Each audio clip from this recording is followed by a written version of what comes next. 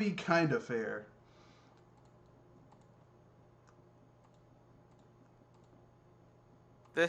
That's gonna be hard, but It is hard because EA has done so much to, I would say, sully their reputation, but EA hasn't had a good reputation for years. So, you have to have a good reputation in order for it to be sullied. You know what I'm saying? yeah, I was trying to not laugh at hearing that line. Yeah. But let's try to focus, ladies and gentlemen, boys and girls of all ages. This is Anyway, gonna be one of those Saturdays. yeah. Anyway, before we go any further, we are live with another episode of BS Busters. And before we go any further, let's have the lady introduce herself, then the gentleman, then myself, and then we'll dive into tonight's topics. Go ahead. Welcome, ladies and gentlemen, boys and girls of all ages, to the BS Busters Italy podcast for the last Saturday of this month of June. That is right, because next week is the 4th of July weekend. So, So if anything, before next week, we'll bring out the firecrackers and probably get ourselves overstuffed with 4th of July festivities. Let's try to talk about EA seriously and not Brett bust out punch laughing. them in the walls for the 100th time. Yeah. I'm also joined by the gentleman. Nito. Glad to be here on another one of these BS Busters. Yeah. I'm still rolling. I'm still plugging away. And of course, our host, yes. Mr. Red Fox himself. Yes, that's right. Thank you for the introduction. It's me, Mr. Red Fox, owner proprietor BS Busters, where we talk about video games. This is mostly a Nintendo-centric channel, but we also talk about other video game-related topics and also dabble in pop culture. Before we go any further, I'm just going to give a general overview of what the topics we have for tonight. First topic, Windows 11. Should you upgrade now or wait, and why? Second topic, in light of the spate of bad licensed games that we've been having over the last, I would say console Several generation years. At least. I would say for the last console gen. We've had a lot of bad licensed games. From the two EA Battlefront games to the latest D&D game that's kind of shit, to the Warhammer games being very hit or miss. Just some licensed games. We're trying to find some good ones. This could be better. There are some good licensed games, and we'll mention them. The next topic, and why we like those games and why they're good for a licensed game. And they don't have to be recent. They could be old games that were good. What games have you been hyped for that later didn't live up to the high expectations? The topic after that, a cynical take on EA's new gaming initiative, which basically their big initiative is this. EA is essentially saying, we are going to start making more single-player games. Now, to be fair, before people lose their shit. It's gonna be hard trying to. I was gonna say it's gonna be hard trying to take them seriously. To be fair, there are games like Jedi Fallen Order, which is a single player game. There's no microtransactions. There's no pre-order DLC bullshit. It's a solid game, and it's a solid game. I mean, playing that game just from a personal standpoint for me. That game, I had more fun playing that game than watching 11 has been announced, and it's supposed to come out by the end of this year. My question to you guys is this. I have two questions. The first question is rhetorical, because I want it to spark discussion. Am I the only one who notices that whenever Microsoft gets one version of Windows stable and really kind of working good enough to be useful, they immediately drop that one and release some new shit? It seems to be common. I'm not. Yeah, you're definitely not wrong. Uh, I mean, Windows 10 has just Windows kind of 10. gotten stable enough to actually be useful. And now they're like, Windows 11's coming out this year. I'm like, no. Windows 10 won't be dropped in another 3 years. So Mm-hmm. I'd say keep a hold of Windows 10 until you pretty much don't have No I was choice. gonna say that Yeah. it seems like every Olympic year we get it. Well, unless And, there's like no, go ahead, Kenoshi. it seems like unless there's some sort of grandiose performance gain with Windows 11, which would just yet have to be seen. Yeah. Yeah. Just hold on to Windows 10 until you absolutely have to jump over. Yeah. And Red Fox, I was saying Olympic year, which is 4 years in total. No. That's what I mean. No. I know what that means. The thing that I've noticed about Microsoft is they typically go on a 5 to 7 year cycle with their Windows. 5 years for the next thing to come out, and then they support the old version for another 2 years if it's popular and people are still using it. So, like Windows XP was a XP and 7 were the odd men out because they were supporting XP up until like 6-7 years ago. Still, same thing with 7. They were like, because 7 was basically just a extension of XP anyway.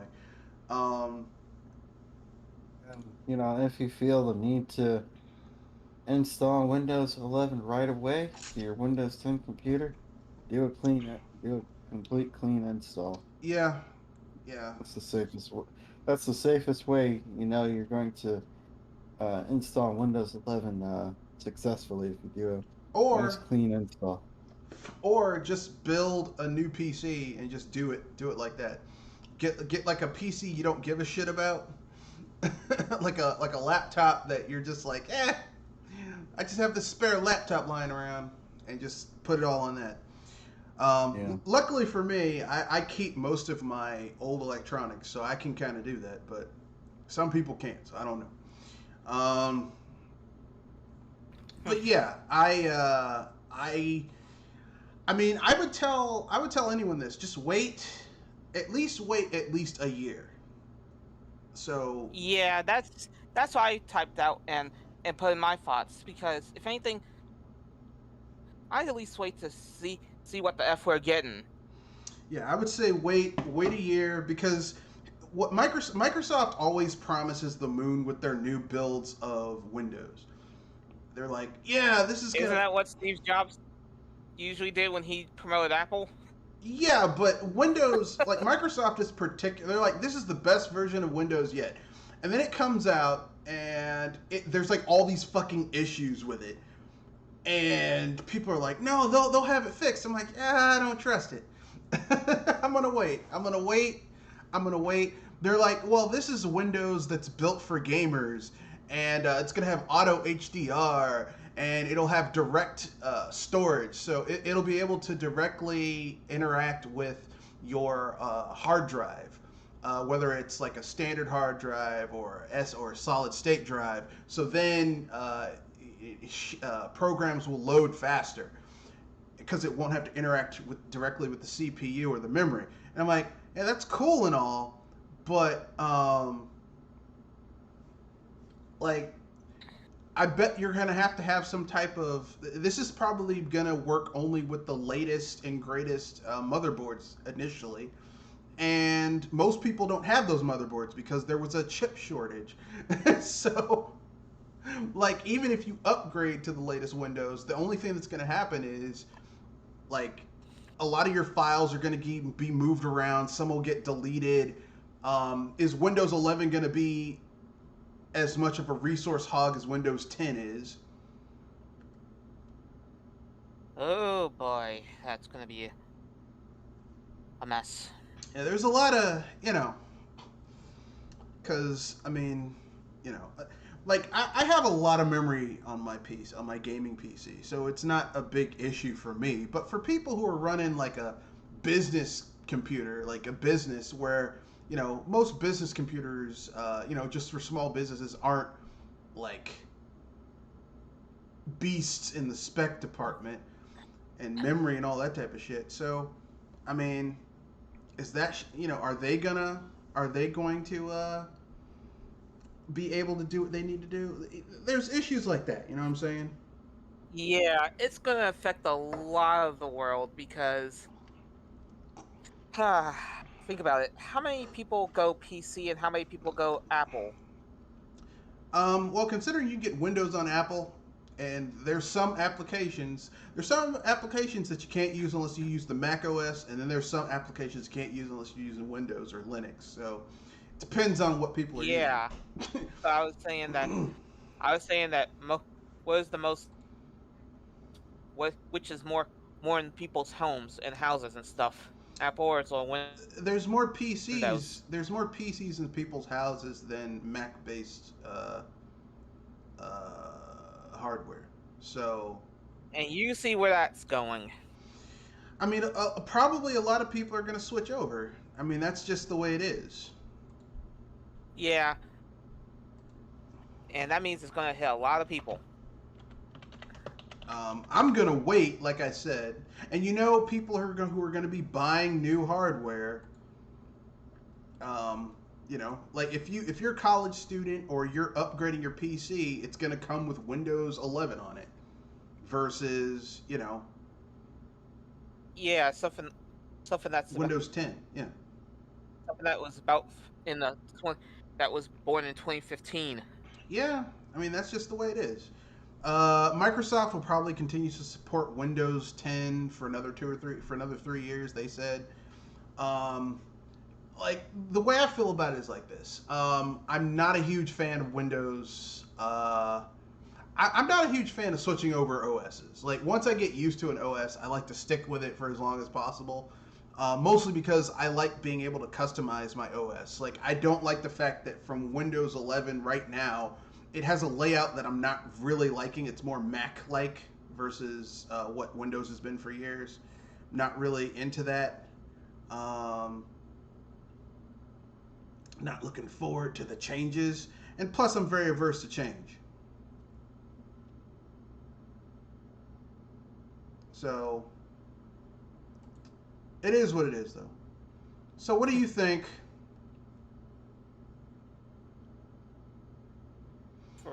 For me, I say I think we should wait. Though, if anything, be ready for a lot of prodding from Windows. Oh yeah. That's what Windows does. They're always like, "Hey man, you want to change over? No, I'll wait. Come on, you want to change over? You know you want to change over? No, I'll wait. You know you want to fucking change over? It's like, dude, stop it." Yeah.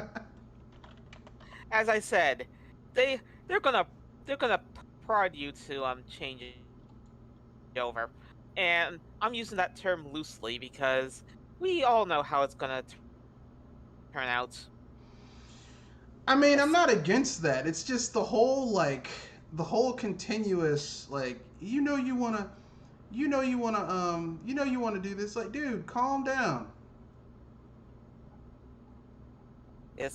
It seems like It seems like we got a meth user of sorts. Only worse. It's like you want to do this, dude. Calm down, bro. Calm down, dude. Calm it down.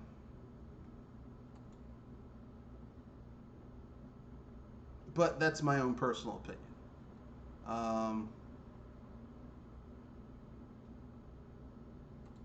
So anyway, with all that being said,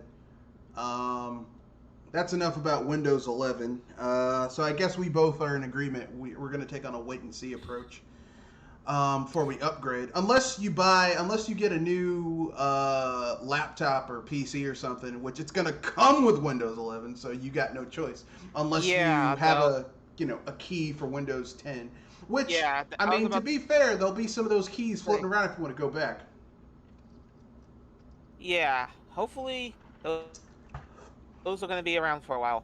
So I think we're ready for our next topic. topic. Well, before we move on, you can still find keys floating around for Windows 95, Windows XP, Windows 7, Windows Vista. So, for people who really want to go back, they can still go back. You can still go back to older builds of OSs if you want to. I know this because I have a friend who does retro computing. And there's some games it's just better to play on the original OS it was built for. Like the original Fable. Next we have in line of the spate of bad licensed games, let's talk about some good ones. So as everyone knows, recently we've had some bad licensed games coming out. Licensed games that have been, it's been terrible for licensed games, especially if you're into 5th edition. Ugh. I mean, they recently re-released, what was it called?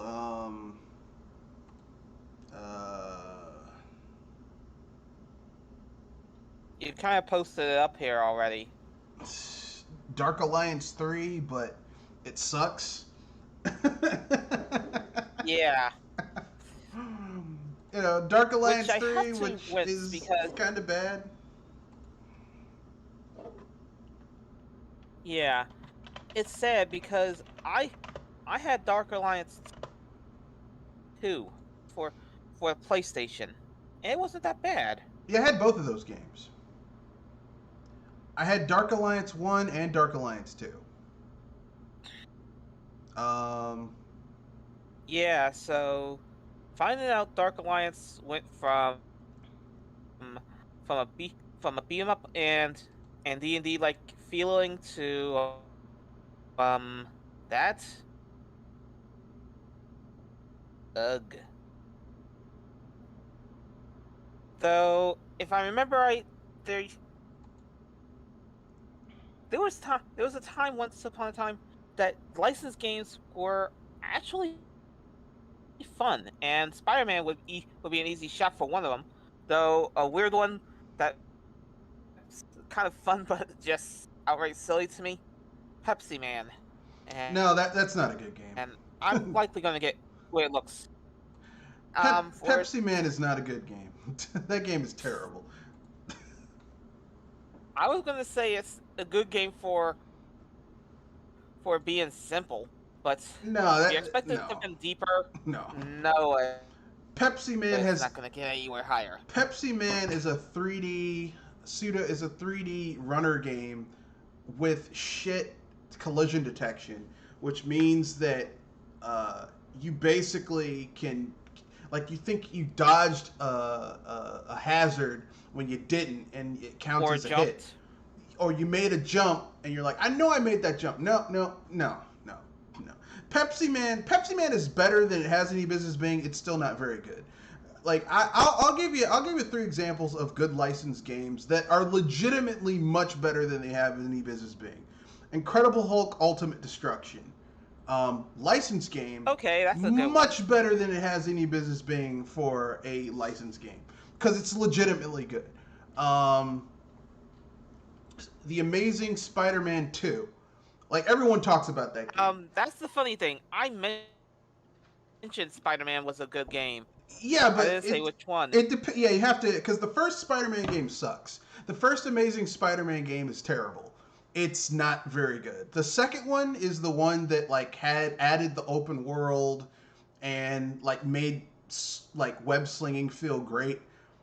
So much so that every good Spider-Man game since then has just been ripping off Amazing Spider-Man 2. Even the one everyone's like, that are like riding Insomniac's dick for making is basically just a prettier next-gen version of Amazing Spider-Man 2. They're like, yeah, it's amazing. I'm like, yeah, it's the same shit we were playing in the 6th gen, just better graphics. Like, this doesn't really do anything new or interesting. Thanks for trying to sound like you were doing something cool, brah. Yeah, I was trying to remember the game that had electrical powers that allowed you to do some stuff that would be kind of like Spider-Man. Yeah, that was Infamous. Ah, But thank you. Infamous is not a licensed game. Infamous was its own thing. Um, Yeah. let's see, another the Lego games. Most of the Lego games are licensed games, the licensed Lego games, but they're pretty good. Like Lego Marvel is one of the best Marvel games you'll play, and it's pretty good. It's got a huge the first one, I was gonna say, not the sequel. The sequel is missing entire keep in mind, characters. not all Lego games are good. I mean, Yeah. they range from being I was gonna great say that to being all Lego games. Go ahead. they range from being great to being okay. But when they're great, they're really good. Like they really do, like, you know, like Lego Star Wars, pretty damn good.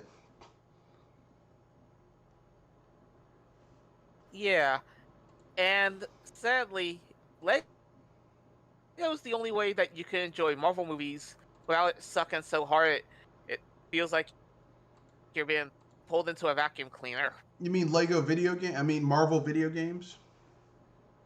I said DC video games. Not really. I mean the Arkham games are pretty good, except for Arkham Knight, but that's because the PC version of that game was fundamentally broken. Because they farmed it out to a studio that just didn't have the resources to kind of, you know, make it happen. I was trying to say that any game of DC that's trying to feature the DC movies, it's a lot more tolerable when it's Lego. Yeah. I mean, like I said, aside from the Arkham games, which are pretty good, the Lego DC games are all. I mean, I'll say the first Lego Batman's good. Lego Batman 2 is my favorite because it's not a Lego Batman game. It's really the Lego Justice League featuring Batman. Because there's a certain point in the game where you get Superman and he's invincible against everything. And whenever he flies in the open world, they play the John Williams score. It's like, I don't know what's so hard. That's all people want from a Superman video game, is to fly around listening to the John Williams score. That's all we wanted. How'd you fuck that up?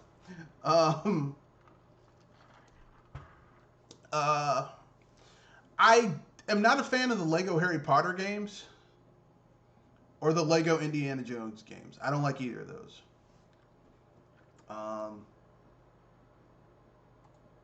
Mostly because, you know, not that they're bad games. I just am more of a fan of. I'm more of a fan of Lego. Marvel. Well, I just. Something else. Well, it's not so much that. It's just I personally wanted to see Lego.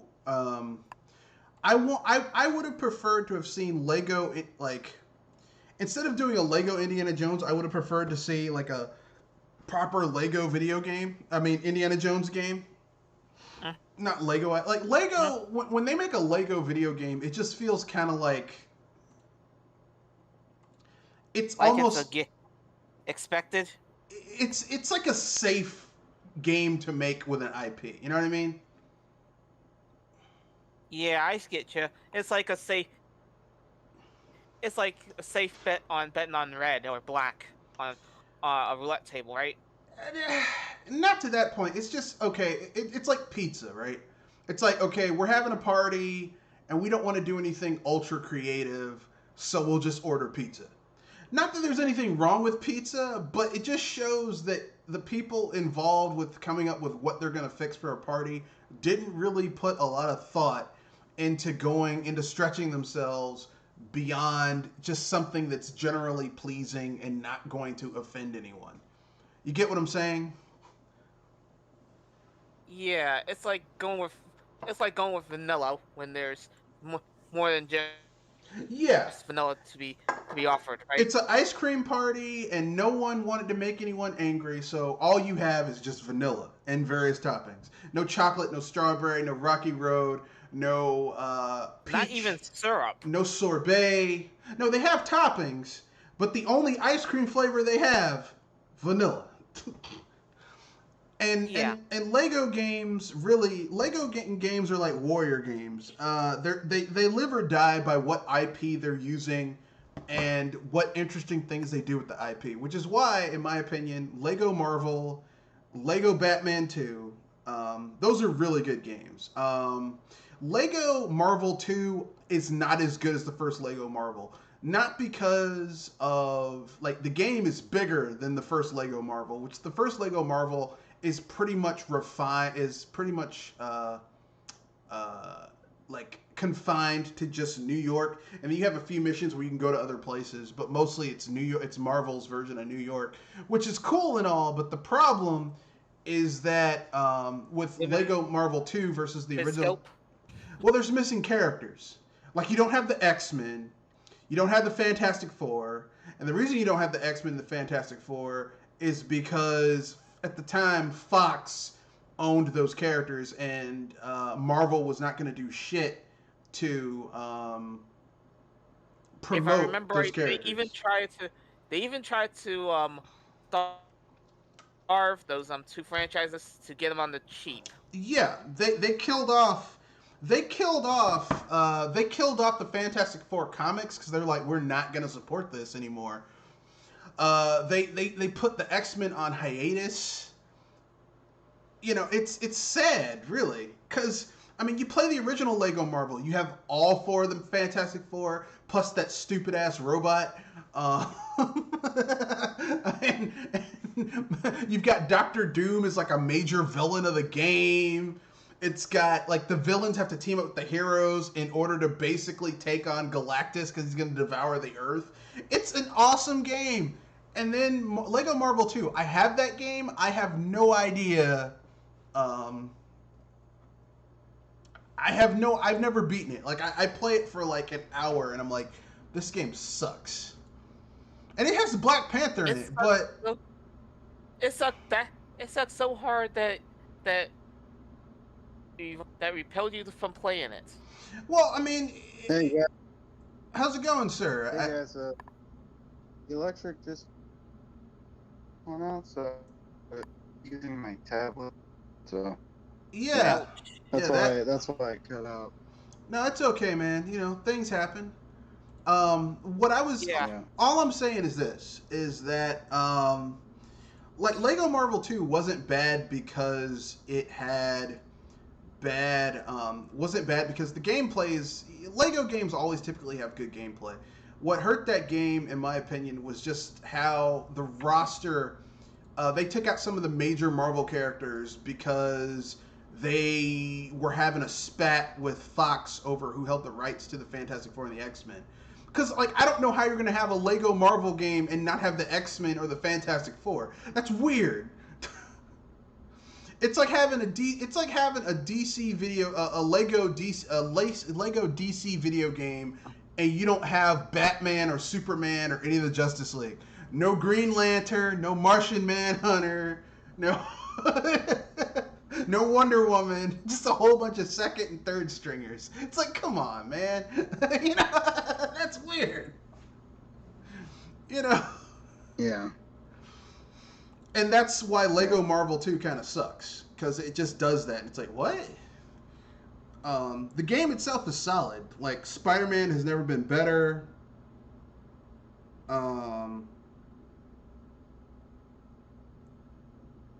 You know, a lot of the gameplay has never been better, but man, did they fuck up not having those characters. And I know Marvel's like, look, these are our IPs, but we can't use them in other media without giving Fox a cut at the time. But I'm like, it's like, why can't they just be honest and say it's a rights issue, and then fans don't get their hopes up? Because the same thing happened with Marvel Infinite. That's why they didn't have the characters they'd had in previous installments. Because they're like, well, you say these characters are just functions. It's like, dude, just tell the truth. It's a rights issue. You have a problem, take it up with Marvel. Because we didn't have shit to do with it. And I think fans would have gotten the fuck over it. But yeah, they're good license. Hell, the first two Marvel games, Marvel vs. Capcom games and X-Men vs. Street Fighter. Those are great licensed games. You know, people are under the misconception that licensed means that the game is going to be terrible, but some licensed games are good. Case in point, you know, even back during the 3rd and 4th gen, we had those Batman games, like Batman Returns, the 2 Batman games on the NES. You know, Star Wars during the 3rd and 4th gen were great. 5th gen, you had Rogue Squadron and Shadows of the Empire, but that game's terrible.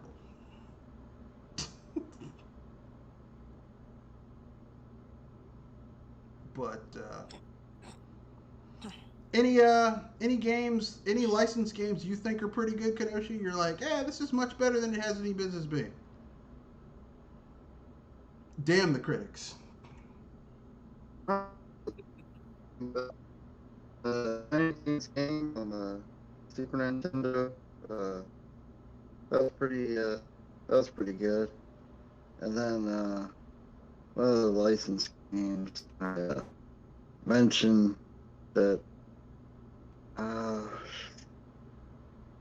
never played the Lego Star Wars games or any really Lego games, but heard decent things about them. So. All right. Fair Can't enough. really think. Yeah, I can't really think of anything else. So, I heard I heard a lot of good things about the Warriors. Yeah, I mean, the Warriors games are kind of like, for me, they're hit or miss. Like, they aren't terrible. It's just, how many times can I press the same button combination before I lose my shit? And the only time I'm like, okay, the only time I played a Warriors game and I was like, okay, this works for me, is when I played the Fist of the North Star Warriors games, the 2 of those, and the Berserk Warriors game. Because that made sense to have your character just being a beast and just murdering the shit out of enemies. Like, you know, playing as Kenshiro and using a martial arts attack and then having a whole bunch of dudes just explode in bags of blood made sense in Fist of the North Star, because that's what Kenshiro does. You know, he fights people. Well, the thing, He turns people into paste. I wasn't talking about those Warrior games. I was talking about the Warrior game that they have too. Oh, you mean the Warrior or the Warriors? The Rockstar game based on the movie? Yeah. Yeah, I heard that game was pretty good. I've never played it, but like everyone I've talked to said that it's a pretty good beat 'em up. Yeah. So I can't get mad. You know, I can't get mad when someone makes a good licensed game. Because, you know, the popular wisdom is licensed games will automatically suck. But I think it's more like a 50-50 proposition. Some of them are good, some of them are terrible.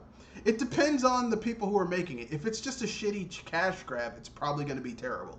If the people making it genuinely give a fuck about the IP, probably won't be terrible. Yeah. That's how I look at it. You know, if they care, it might not be terrible. If it's a cash grab, it probably will be. That's just, you know, like, it depends on how greedy the people are. Speaking of greedy people, nice segue there. So EA, in light of the failure of Anthem and Battlefield 5, Battlefield 1, which was World War 1, I think, have decided, hey, we need to let our studios do what they're good at and stop trying to pressure them to add microtransactions and multiplayer to every goddamn thing. So we're going to release some single-player games too. Starting with... I'm trying to keep from laughing. Starting with 2 Star Wars games. They did Star Wars Rogue Squadron, not Rogue Squadron, just Squadron, which from people that I've heard who played that game, they were like, it's okay. And then they did, Respawn did the excellent Jedi Fallen Order, which is pretty good. Not great, but pretty good, in my opinion. I think they kind of shit the bed too early. I think they kind of blew their load too early in that game because they bring Darth Vader in as a major villain, and I'm like, there's so much lore in this franchise. Why do you keep on leaning on this old crippled war veteran? But whatever. Uh, but anyway, um, EA is saying, hey, we're starting to support more single player games. So, you know, give us your money. So I have two questions to ask you guys, and I want to hear your responses and what you think about it. First question is, do you think that EA could get some old IPs that you guys actually want to see? Because I already said they're planning on doing another Dead Space. They're rebooting Dead Space, and if EA is doing this, do you have any EA single player games that you want to see EA bring back? Okay, who wants to go first? I'm having a hard time believing EA is gonna be sticking to this line long, especially with what they have on them. But if they do manage to try to focus on single player games, let's see if they could at least try to keep it simple to earn some goodwill back. Like, bring back The Sims without the online leash. Sims always had online though. I mean, like something as in single player that you could do offline with as well as online. But Yeah, that's something they added in like The Sims 3. Like it wasn't forced online in The Sims 3. The Sims 4, yeah, but The Sims 3, like if you wanted to get the community made like content, you had to be online, and some of the community made content was pretty cool, so I couldn't get mad at it. But I get what you're saying. True.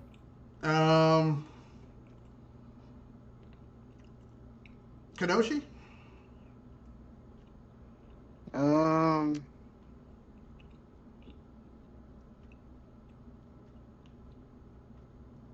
Maybe a decent Harry Potter game. Really? Yeah, they do hold the Harry Potter license, don't they? Or is that WB Games now? I don't think EA has anything to do with that. I think WB has it now, but EA made the games for a while. Yeah. Well, a lot of the games, like Lord of the Rings, they don't have that anymore. That's WB Games too. Has that now. Yeah. I don't got anything. Damn. I'm all that interested in. Maybe EA can't do shit for you. maybe it can do a continuation of Mass Effect. They're already doing that. Oh, yeah. I know they came out with the remake and they came out with Andromeda a few years ago. No, they recently EA announced that they're doing another installment of Mass Effect that's a direct sequel to Mass Effect 3. Oh, okay. They showed that trailer where hopefully it's good. What's her name? Best girl. Shit, I forgot her name. She's the Asari who is like Shepard's girlfriend if you play male Shepard. From the first game. I forgot her name. But anyway, like basically in the little announcement trailer, like they're searching for Shepard. So like they're already making another Mass Effect and another Dragon Age. And they said we're not going to put multiplayer in this shit. It's going to be a single player experience, which is a smart move. In my humble opinion. Yeah, I think they should keep their gacha games separate from their mainline games. You know, I mean, if they're going to make gacha games, don't try to make them out of your mainline franchises. You know, stop trying to force that shit in. Because they do that shit all the time. They're like, hey guys, we know you like this franchise, but we're gonna add in these bullshit ass microtransactions. What are you gonna do about it? I hate that shit. But that's just me.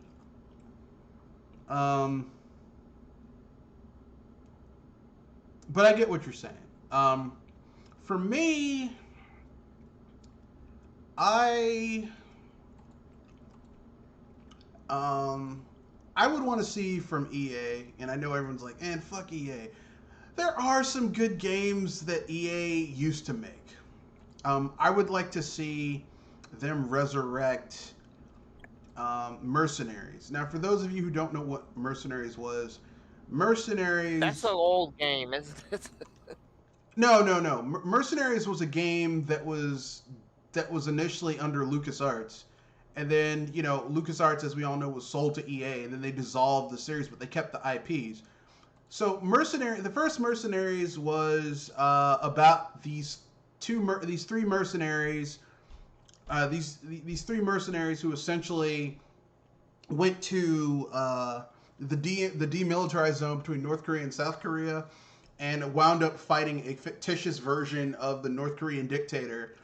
They're mercenaries. The second game has your mercenary, whichever mercenary you start as, getting double crossed and shot in the ass while jumping out of a window, and then going on revenge to get their money after being shot in the ass.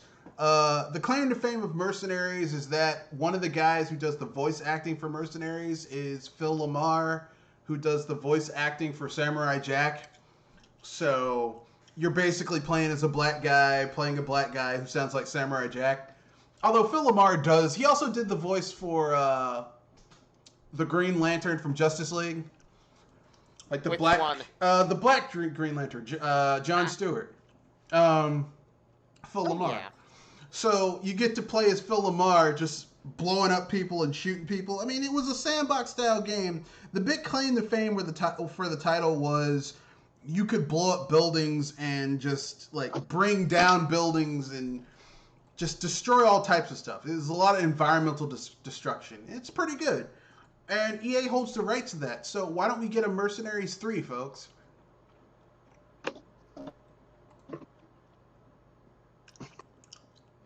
Yeah. That's also bring back EA Big. Remember their sports arcade games? Oh yeah. Bring back. I want another. Heck, I'll take NFL Blitz. Give me NBA Blitz. Heck, give me here. I got a better idea. You don't want to do the Blitz franchise because you're too afraid, too scared, not scared, scared. Okay, I got one for you. Okay, you want to do NBA Blitz? Fine, fair. Don't do NBA Blitz. I got one for you. You do, you do a new installment. You bring back Mutant League Football. Okay? Bring back Mutant League Football, because I would love a new Mutant League Football. Okay? Give it a bomb ass single player gameplay mode, and I'd be cool with it.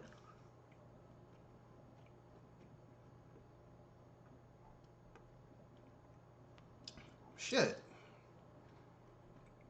Stop being bitches. Stop being PABs. I get it. You don't Hopefully have to. that came out right. We get it. Stop being PABs and give us what we want. Give us some stuff. Take a chance. Because here's the thing: single player games, if you keep the budget under control, you can take more risks. You can do more cool shit. You don't have to worry about, oh man, this game's not going to sell enough. Doesn't matter. It'll do fine.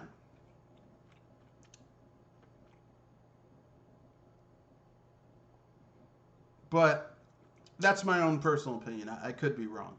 You guys have any thoughts before we move on to the next topic? Yes, no, maybe so. I think we're good. All right. Okay.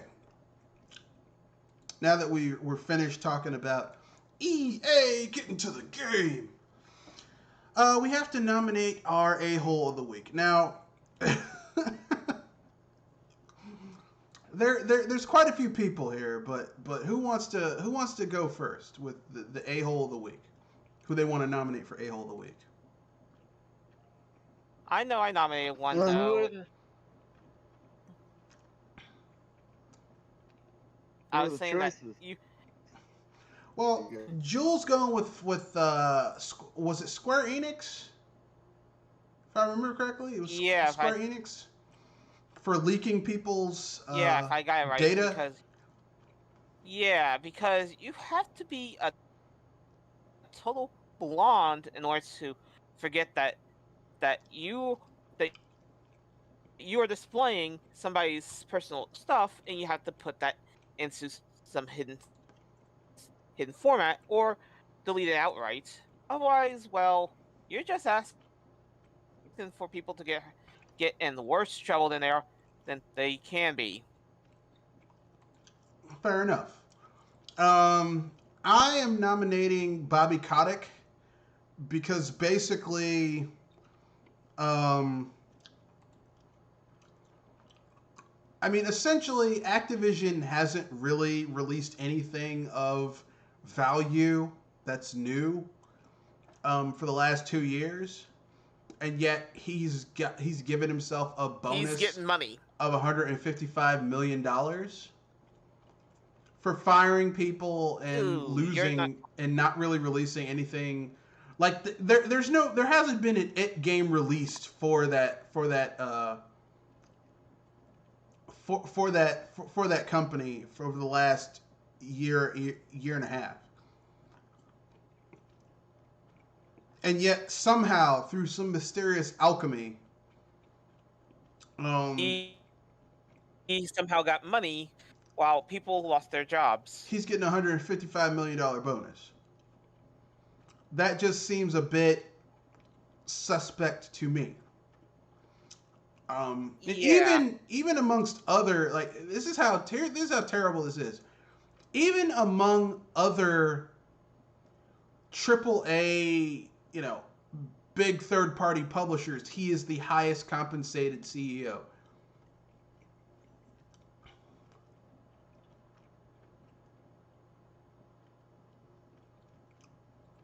And I see a problem with that, especially when, he's been firing tons of people. Like, I just, Yeah, I agree. I agree with that. I don't know why. Like, yeah, why would you reward yourself for bad behavior? I guess people do it all the time. They reward themselves for bad behavior. But yeah, he literally fired people, so what? So you fired, because that looks bad. So you fired people, so and yet you're giving yourself money. a pay raise. Yeah, that looks really bad. I mean, I'm a little like, okay, so how does that work exactly? Because I'm not really. I mean, I'm sorry. I could be wrong. Maybe I'm the asshole here. Yeah. Maybe I'm asking. You know what's going on? I'm asking too many questions. That's the problem. And this is the reason why I nominated Square for their bumble of releasing IP addresses. I'm being facetious when I say I'm asking too many questions. I'm using sarcasm to illustrate my point. But I get what you're saying. But yeah, for me, I just think that Bobby Kotick, for you to be firing people and, handicapping studios that make you money and giving yourself a huge fucking pay raise.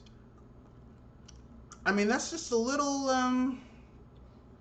it's a little suspect. Just a little suspect.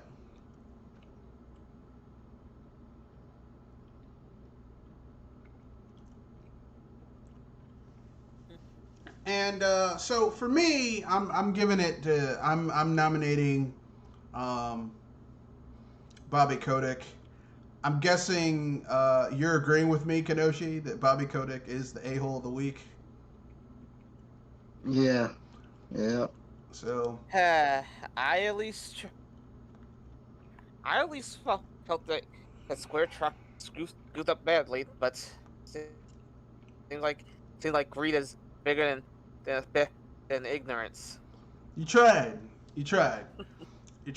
I mean, look, I get it, but at the end of the day, what you're dealing with Square is just a lot of incompetence.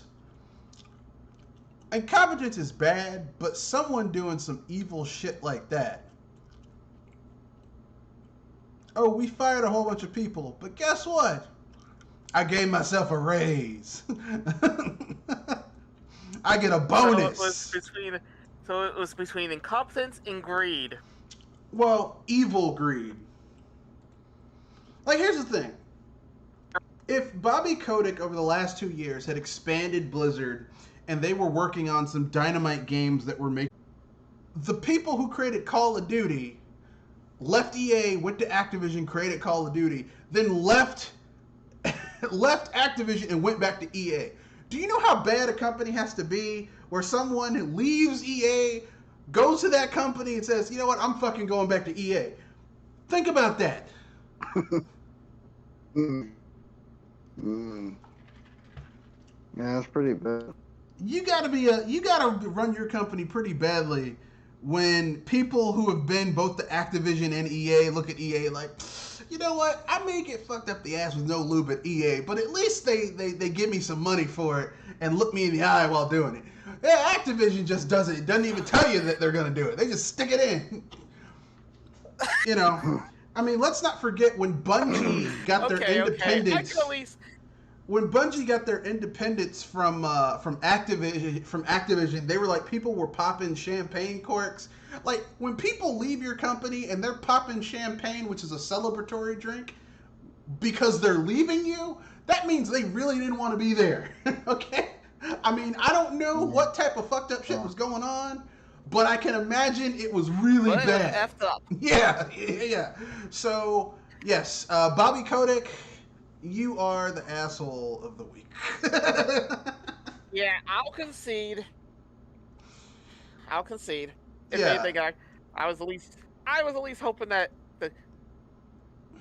such greed was not as badly thought of than literally endangering Incompetence. people. Yeah, greed trumps incompetence. Incompetence is bad, but you know, it's incompetence. It's like, incompetence isn't done typically on purpose. It just means that someone fucked up. But firing a whole bunch of people, torpedoing your company, but giving yourself a huge bonus for doing it, that's just evil. Yeah. You know, that's just, I mean, god damn. You know. Yeah. If anything, I can see this guy coming up for the nomination of A-hole of the Year. Well, they say he is one of the most evil people in the video game industry.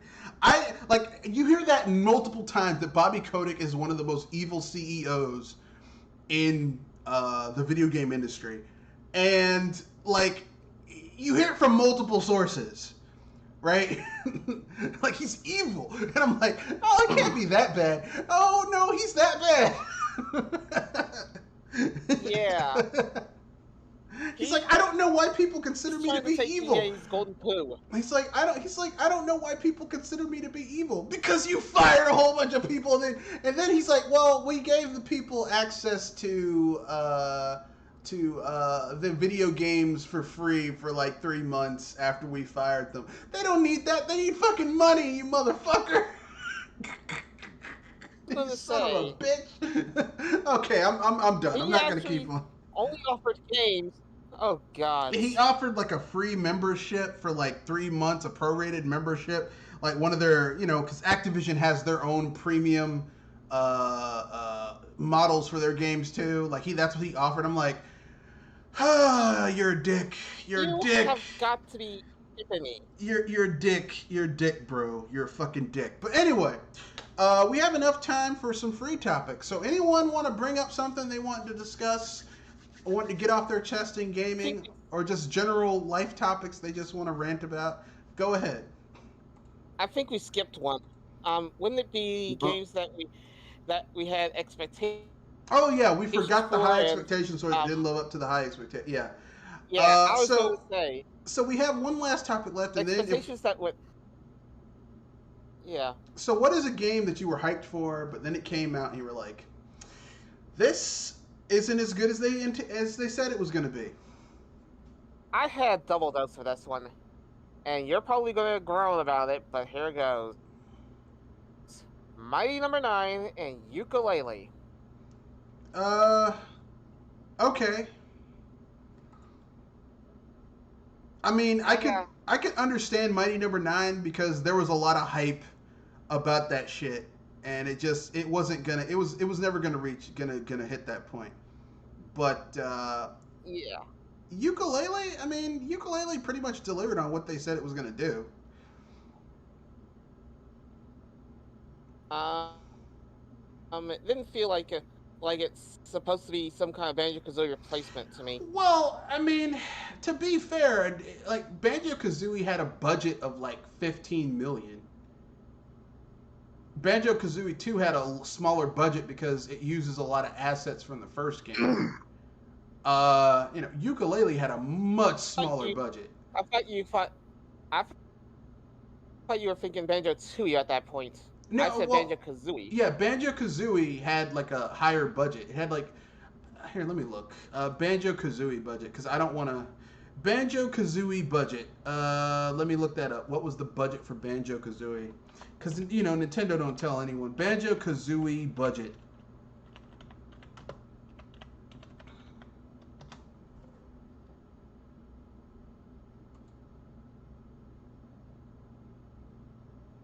They don't fucking tell you, because Nintendo keeps their budgets under tight. I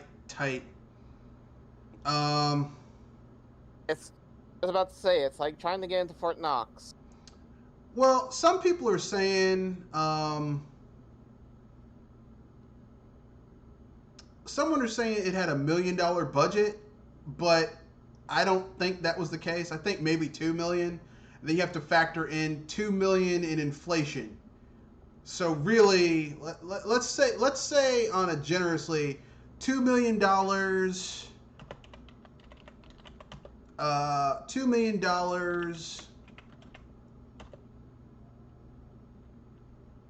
and let's see, Banjo-Kazooie came out in 1999, 98?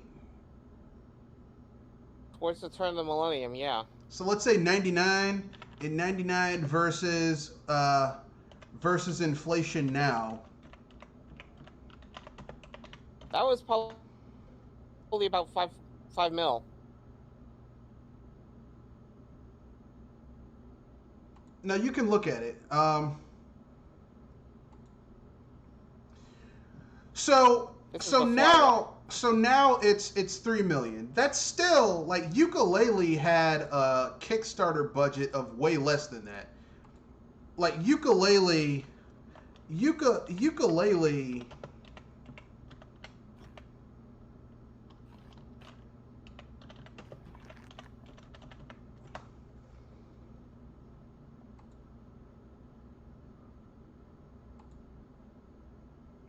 The ukulele budget was like,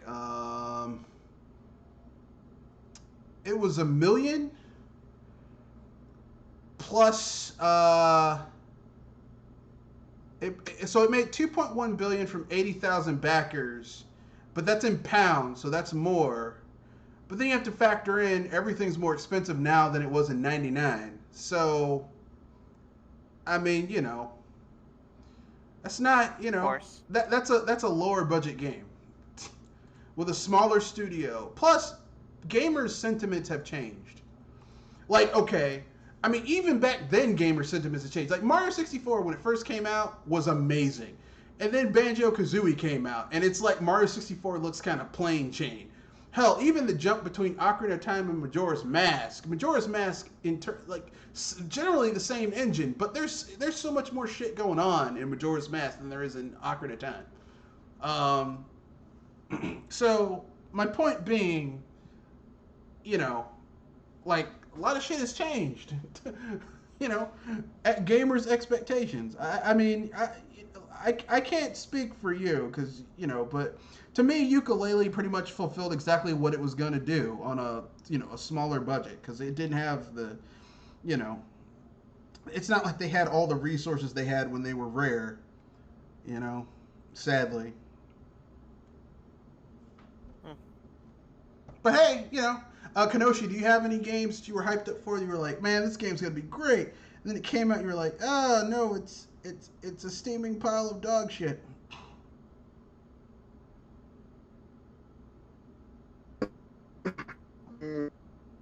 Let's see.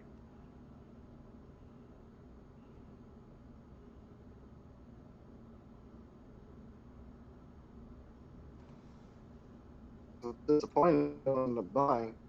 This one recent is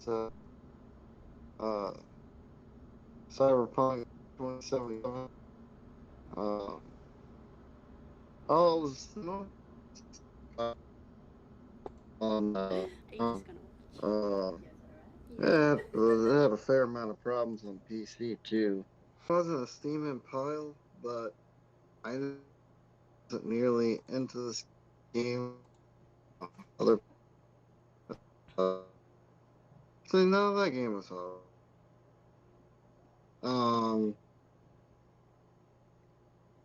No, Watch Dogs. That was a game. Because I don't really get super hyped for games anymore. Weren't you hyped for Anthem? That was a game people hyped for. Weren't you hyped for Anthem? Yeah. I think a lot of people were kind of like, oh, this is not what it should have been. Yeah. Yeah. I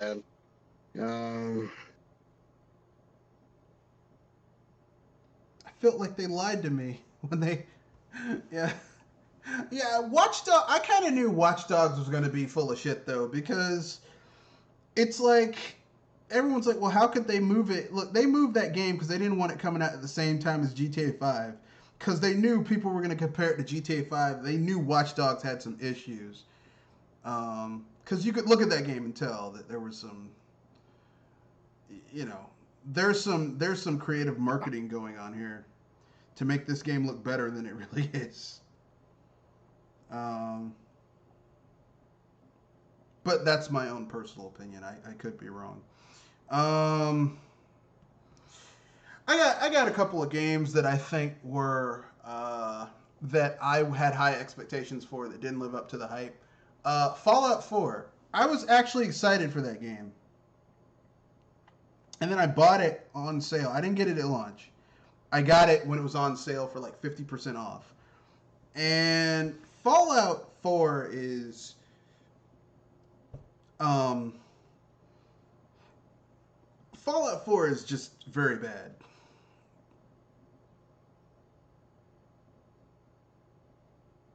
Not good, huh? Doesn't get your stamp of approval. It's not very good. Another game I was hyped for was Skyrim, because I enjoyed Elder Scrolls 4 Oblivion. This is before I got back into PC gaming, so I was playing on the PS3, and I'm like, man, this game came to the PS3. It's going to be awesome. And I got it, and I'm like, oh, this is going to be great. And I played it, and I'm like, this is fucking terrible. Yeah.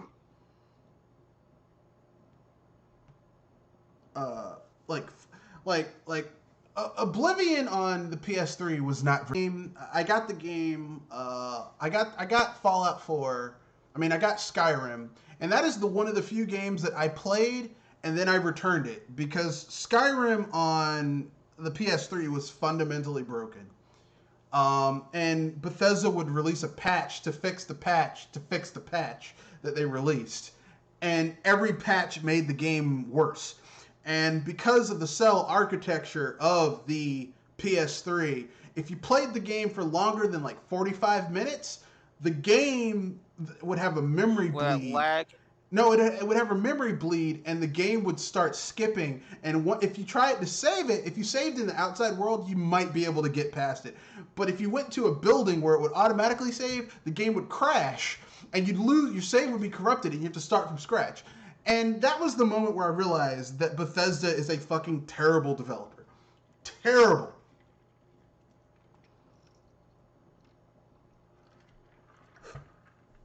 So, yeah, the Elder Scrolls Skyrim is a game that I was really hyped for. I was like, oh, this looks awesome.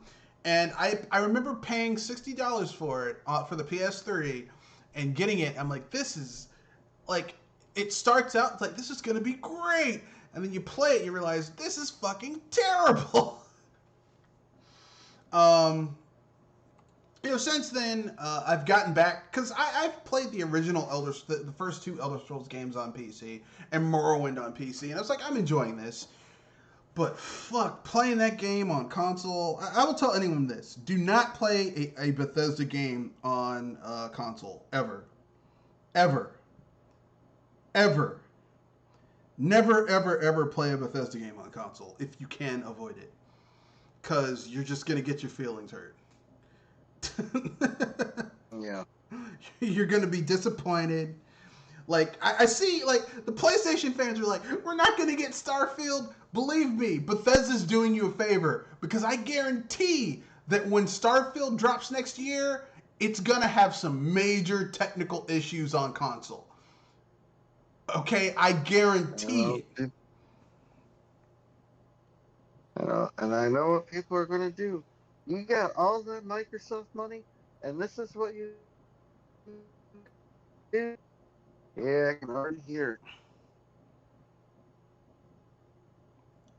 You know, I'm going to turn to the Louisiana Chef. I guarantee it. I guarantee that Bethesda's going to be like, oh, well, you know, we had some issues. No, you're using the same fucking broken down engine you've been using. And instead of overhauling the shit and getting it to run properly, you did just enough to get it to run on the Xbox. And that's all you give a fuck about. And leave it to the modding community to fix your fucking broken ass games. You know, that's Bethesda for you, folks. That's what they do. So I'm not really, everyone's like, I can't believe it's going to be great. Like, Starfield, it's going to be great. The fact that Todd Howard said it's like Skyrim, but in space. I'm like, oh God, Jesus. I had flashbacks to me playing Skyrim on the PS3 with dragons flying backwards and the game crashing. Like, I'd open a building and it would crash. and my save being corrupted, and I had to start from scratch or go back to a way earlier save. Bethesda is a trash ass company. Through Fallout New Vegas, and seen the excellent storytelling, the relatively decent character progression, and we'll have utilized those in Fallout 4. Joke was on me. Because Fallout 4 is Fallout 4 in terms of structure and gameplay, like in terms of the combat, it's the best Fallout ever. But Fallout is an RPG. Combat is literally only about a quarter of what the game is about. Everything else is just terrible. So, yeah.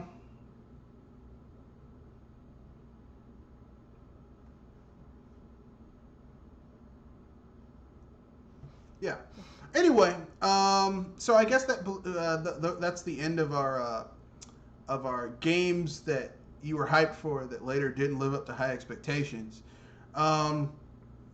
I guess we can get to free topic now. So what do you guys want to bring up? You want to rant about something that you want to get off your chest?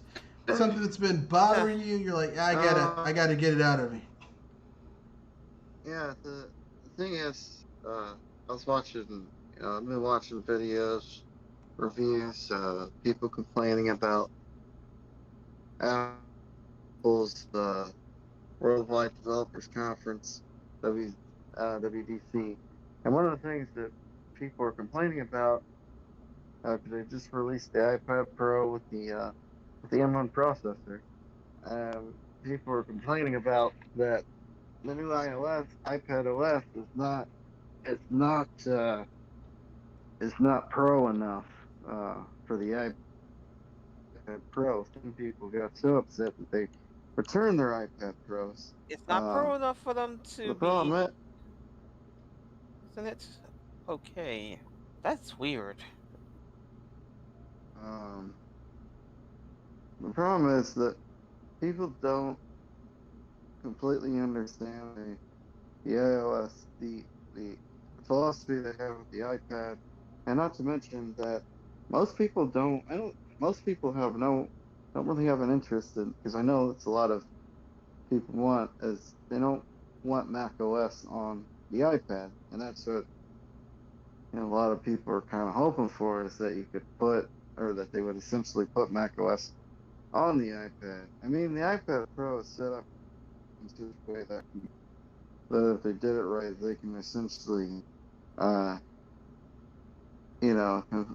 completely usurp their MacBook line. But obviously, they're not going to do that, because obviously the MacBook is for a different kind of audience, or for a different kind of use. And then the thing is, I'm trying to go with this. Be careful when you're watching tech YouTubers, or just YouTubers in general, as it pertains to video games, or entertainment or technologies, because what a lot of these people, want isn't necessarily what everybody else wants. And sometimes people get caught up in these echo chambers of these quote unquote influencers, and they think, well, this is what everybody wants. When in fact, you actually look at it, it's like, oh wait, not everybody wants that. Not everybody really uses the touch screen on their laptop. A lot of Well, people don't even know that they have a touch screen. I think it depends upon the audience. Like, because if I remember correctly, the iPad Pro is for professionals, right?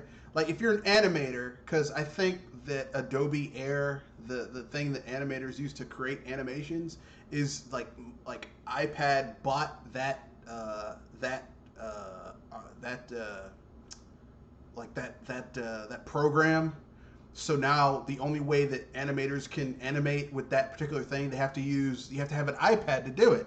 So it's like, like you gotta go through them if you want to use that. So for those people, you need an iPad Pro, because that's probably the only way that can really utilize that software.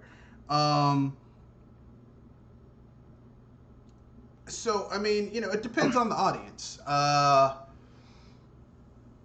mean, I agree with what you're saying. I do think that some people tend to get, caught up in what other people say, but sometimes people can bring up legit things that people don't think about.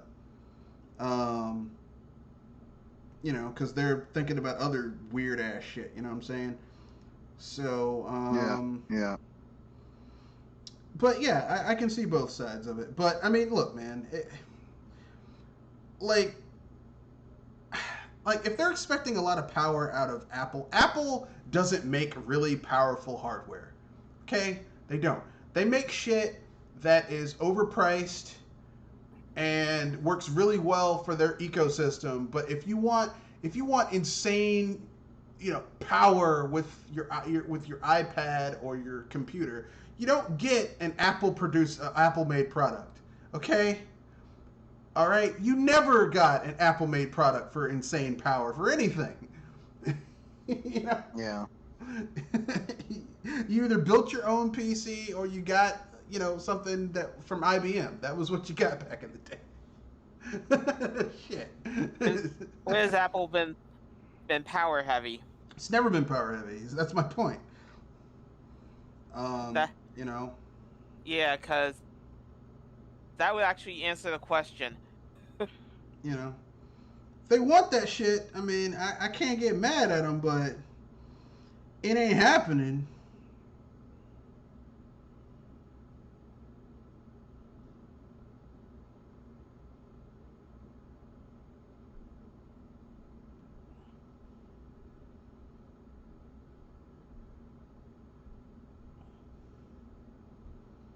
But that's my own personal opinion. I could be wrong.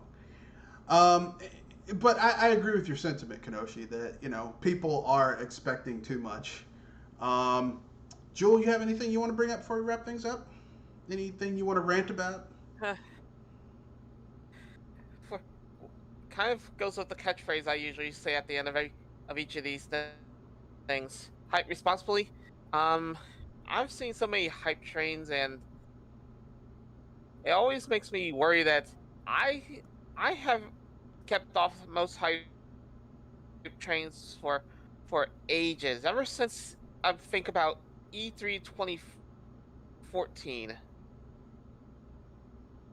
and so far I say that it saved me from having a lot of disappointments, because some games I was actually surprised at how good they are for what they offer, and other times I kind of wonder how the heck did this get by the testing crew.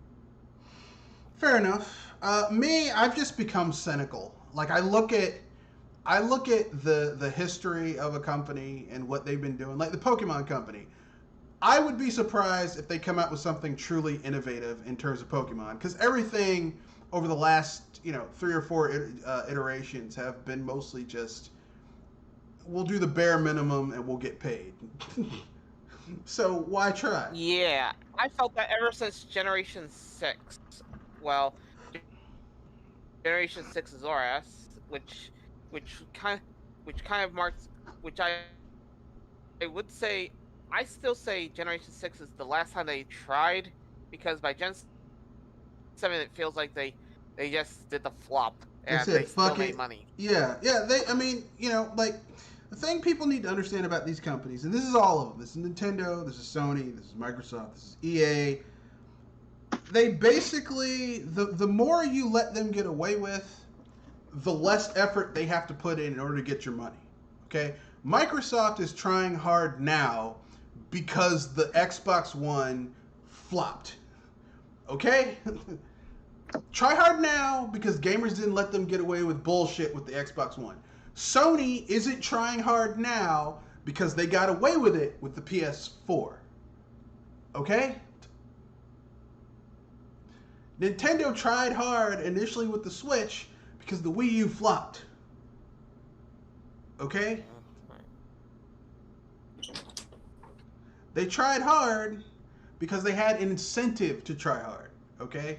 Because people were like, well, the marketing sucked, or I don't want to be teased by my friends for having a Wii U, so I'm not going to buy it.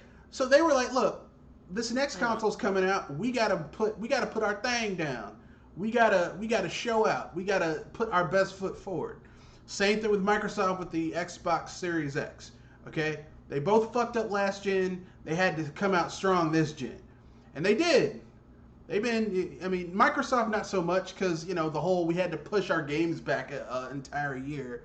A Microsoft game, Xbox not launching with Halo is just insane to me. But Nintendo had to put their best foot forward. Okay, Sony on the other hand just kind of coasted along because gamers let them get away with murder last gen. As long as people can, and this goes back to Pokemon, as long as people continue to just buy any old shit Pokemon puts out, and not demand better, then they don't have to. Because if people buy it, when a company does the bare minimum, they don't mind, and this goes on to movies. Okay, you wanna know why everything's fucking being rebooted? Because they want to sell you your nostalgia. Okay, but here's the thing. They don't want to sell you nostalgia because they have a good idea on how to bring it back or make it relevant. No, they want to sell you your nostalgia because they think they can do the bare minimum and people will still go and watch it and they'll get your fucking money. That's what it's about. Okay, that's what happened with the Disney Star Wars. Okay, we don't have to come up with any good ideas. We're just gonna remake the original movie and gender flip characters. And swap people around. That's all they did. The worst part of it is they had an idea in there. No, they didn't. They didn't have an idea. There were no ideas in that shit. Oh, yes, there was. At least none. One. Zero. And I'm going to name it. It is a clone trooper that was force sensitive. I would agree with you if that was what they went with, but they didn't. There was no thing. If they had said, "Hey, we've got a guy who is a stormtrooper who is force sensitive. Isn't that going to be interesting?" That would have been a cool story beat. But no, they had to do. I said that they had at least one thing that was interesting, and they threw it away. Well, it was never there. I mean, it probably was there, and then they probably saw that fucking script and they're like, "No, this needs to be about Rey Skywalker." I mean, Rey, whatever the fuck her last name is. Rey Palpatine. Ray Palpatine. So whatever. But anyway, these companies will sell you their nostalgia, but they don't need to. It's like the Transformers franchise, right? It's like they will do the bare minimum to get your money. Okay, they don't need to have a good idea or a clever writing. They just know that they have an IP that has a built-in fan base. And if they can get a few people above that fan base as well to watch it, they make money. They have no incentive to do better. And once people understand that these people don't give a fuck about you, they just want your money, you'll be able to better navigate this world of these people trying to sell you a product. And they all do it. Okay, every time Nintendo's like, hey, Legend of Zelda, hey, you grew up with Legend of Zelda, that's nostalgia. They're trying to sell you your nostalgia. Okay, Pokemon. The problem with I was gonna say, Pokemon does it a lot worse than anything else. Period. They're all bad. They're all equally bad. What were you gonna say, Kenoshi? I was gonna say. Star Wars, the action scenes just feel like a child playing with action figure. Oh, it's worse than that. Like a 5-year-old in action figures. Because especially in the last movie. Well, because J.J. Abrams can't shoot action scenes to save his life. Can't do it. Every movie that J.J. Abrams has done that has an action scene looks just sloppy as fuck. Okay, it's like, really? That's the best you got? I mean, like here's the thing. Everyone likes to talk shit about George Lucas and the special effects of the original trilogy and the prequel trilogy, but those movies got better over time. Like the lightsaber duel in A New Hope is kind of bullshit. Okay, in the grand scheme of things, is not that good. Okay. In the second movie, the lightsaber fight between Luke Skywalker and Darth Vader, it's not great compared to later movies like the prequel trilogy, but you can see where the shit that Luke learned actually came into play while he's fighting against Darth Vader. The super jump and all that shit, using the Force and all that shit, it came into play. There was setup and payoff. And you knew that Luke wasn't going to win that fight because he had only been training for like a year. If you read the book written by Alan Dean Foster, they actually go in depth on how long he was on Dagobah. It was like a year. Okay? And here's a little secret. I don't care how fucking force sensitive you are. A motherfucker who trained with a lightsaber for a small amount of time is not going to beat someone who's been using a lightsaber for 20 plus odd years. Okay? I was gonna say 19 years of a difference, and Do it you, shows. and I mean, and it's actually longer than that because Anakin started training when he was like 12, like 11 to 12 years old. Oh. And, you know, younglings even have lightsabers. So basically, Darth Vader at that point had been using a lightsaber for like 30 some odd years, 30, 35 years. Someone training that long with a lightsaber, that's like someone, hey, I just learned how to use the kitchen a year ago. Oh, I've been a professional chef for 40 years. Who the fuck do you think's gonna cook a better dish? Really? Okay. I was gonna say, it would be a curb stomp Yeah, battle at that point. That's why it's hilarious when I watch The Force Awakens and they have Rey beating someone who's been training with a lightsaber for literally like at least 10, 15 years. That makes no goddamn I was gonna sense. say, Zero. a Mary Peepin' Sue. Well, not really. She's not really a Mary Sue. Oh yeah, she is. She redefines Mary Sue at this point, because not really. No, me, she's how just many- a badly how many- written. She's not really. She's just a very badly written character. She's not really a Mary Sue. She's just a incredibly badly written character, which is even worse because like Superman is basically a Mary Sue. Not Superman now, but like Silver Age Superman, where he'd pull a new power out of his ass whenever he needed to in order to solve the problem of that particular comic or to get out of a bad situation. I'm still saying she's a Mary Sue. You can say whatever you want to, Seriously, bad writing and she barely gets any faults.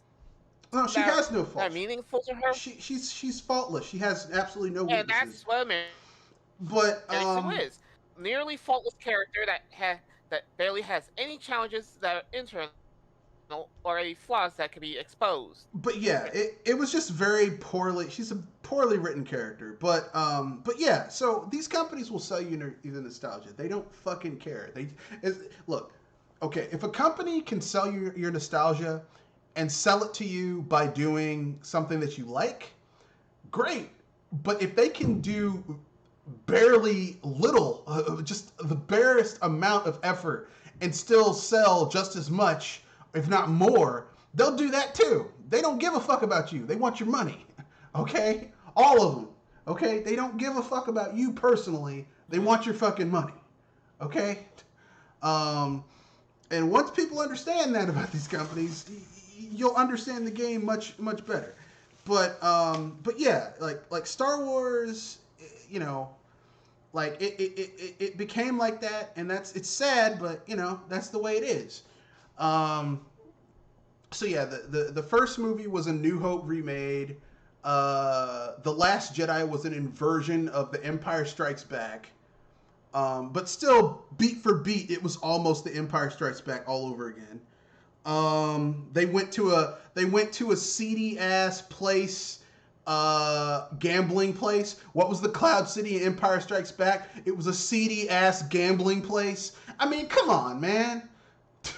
The team splits apart, where the Force character goes someplace to train under a wise old Jedi Master, and the other people go to a seedy ass cloud place for help. Come on, man. Fuck you. And then the third movie was literally Return of the Jedi all over again. It was just Return of the Jedi. That movie was absolute garbage. With super duper Palpatine. You couldn't even be bothered to come up with a new fucking villain. You just recycled Emperor Palpatine. So we've had 3 trilogies, and in each one of them, Palpatine is the final boss. How fucking lazy can you be? Just fucking lazy. Yeah. And it's terrible writing, no less. You know, I could forgive a lot of shit, but if you're gonna use the same villain over and over and over again, that's just, I mean, come on, man. You're better than this. Yeah, it's like, how is Palpatine still alive? Is somebody he's a clone. The Palpatine in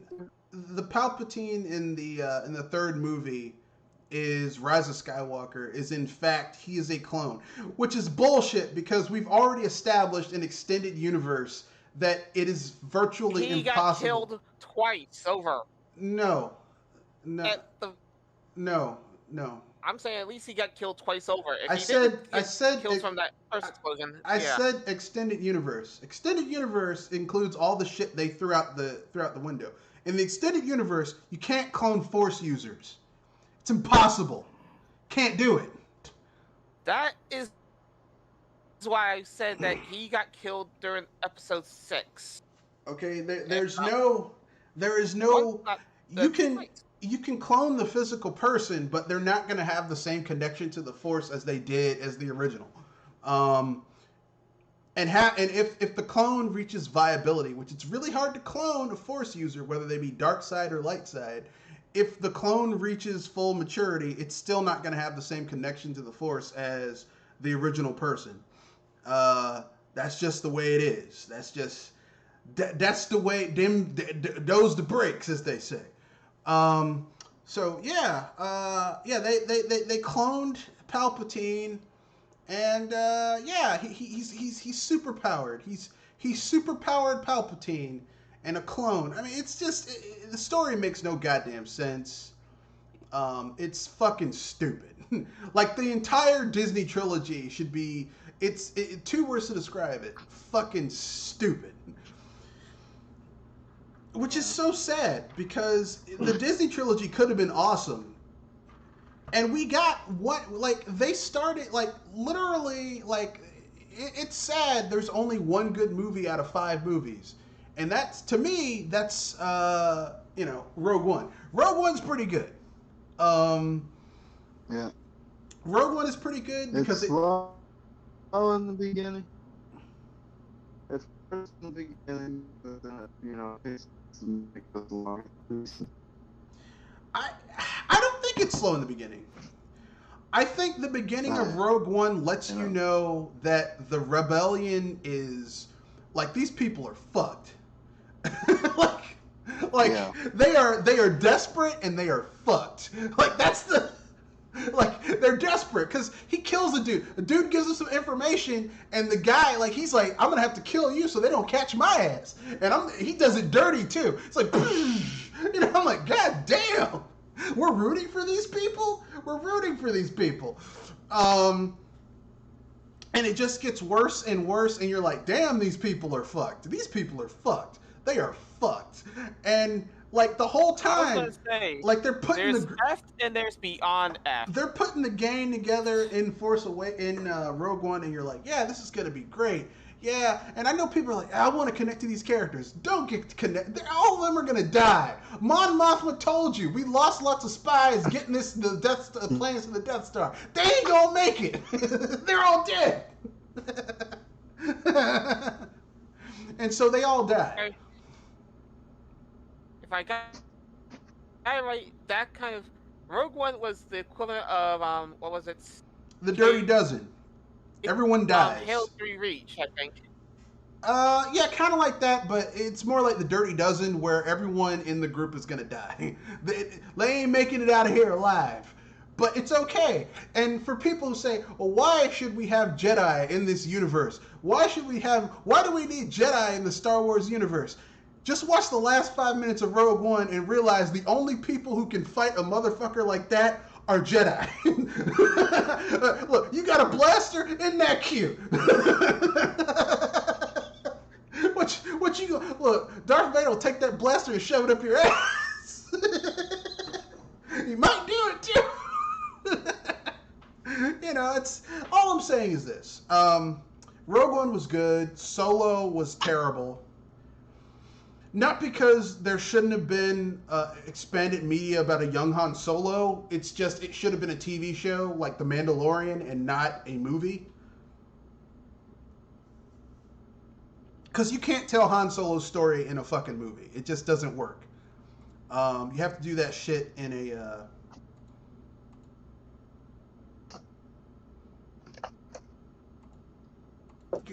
You got to do that shit in a...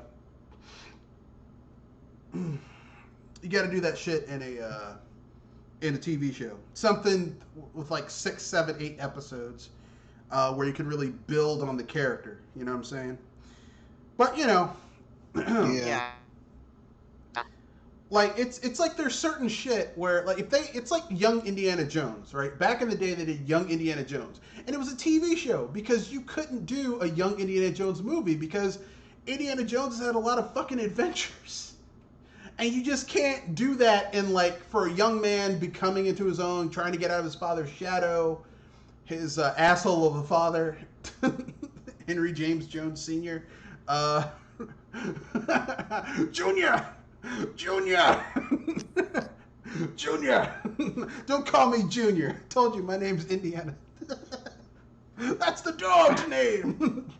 I thought Indiana Jones was his name. No! That's the dog's name. His name is my name, Henry James Jones.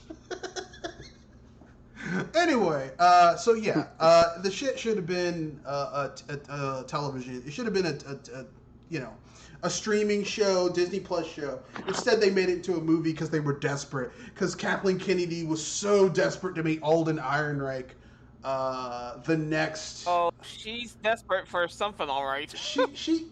Well, the thing is, okay, she wanted to make Alden Ehrenreich the next Indiana Jones, because, like, she's like, okay, I can, because like Harrison Ford is old as fuck.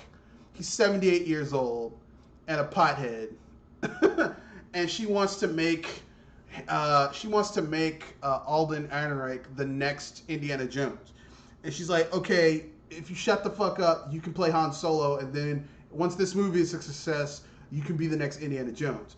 The shit didn't work out like she thought it did. It did not work out the way she thought it was going to work out. And that shit's hilarious to me. The best laid plans of mice and men. And women, apparently. But that's neither here nor there. Anything else you guys want to bring up before we wrap things up? Anything? Nothing? I think we're over time already. Yes, we are. So with that being said, that's this video, this podcast. Remember, rate, comment, share, subscribe, and...